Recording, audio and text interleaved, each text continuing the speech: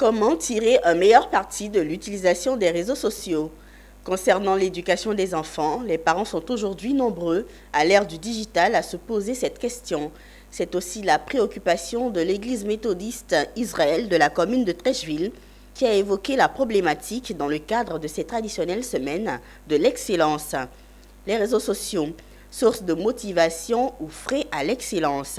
C'est le thème qui a meublé un panel de haut niveau, initié pour la circonstance à l'intention des meilleurs élèves de l'Église. Issa Badini et Ismaël Doza ont suivi les débats. Les réseaux sociaux, source de motivation ou frein à l'excellence, voilà les sujets sur la table à ce panel de haut niveau.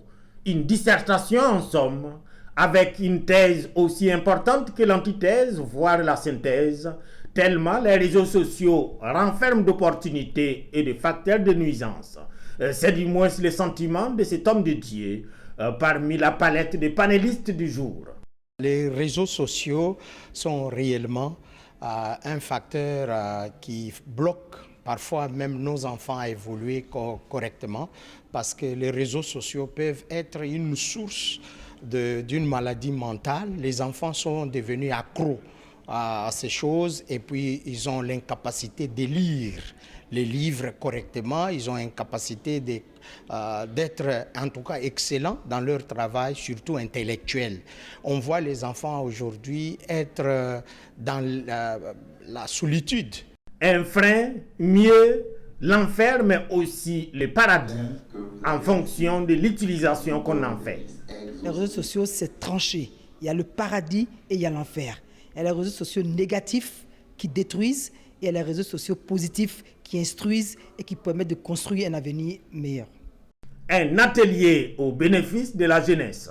Une jeunesse cependant qui ne nie pas sa responsabilité, mais tout de même estime qu'elle est seulement co-responsable. Bien qu'il y ait des effets pervers, il y a aussi des côtés positifs. Les enfants peuvent se documenter, ils peuvent faire des recherches, voilà, ils peuvent chercher une carrière, un métier, voilà, se donner des modèles aussi, pourquoi pas.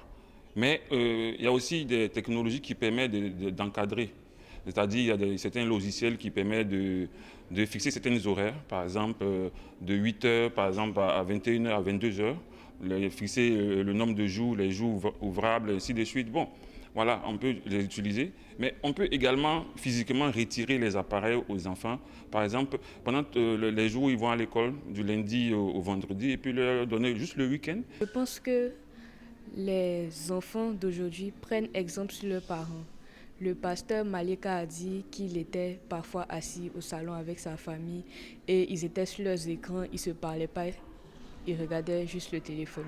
Je pense que si les parents aussi ont l'habitude d'être sur leur téléphone tout le temps, les enfants aussi vont prendre l'exemple sur les parents, ils vont commencer à se renfermer, ils seront tout le temps sur les réseaux.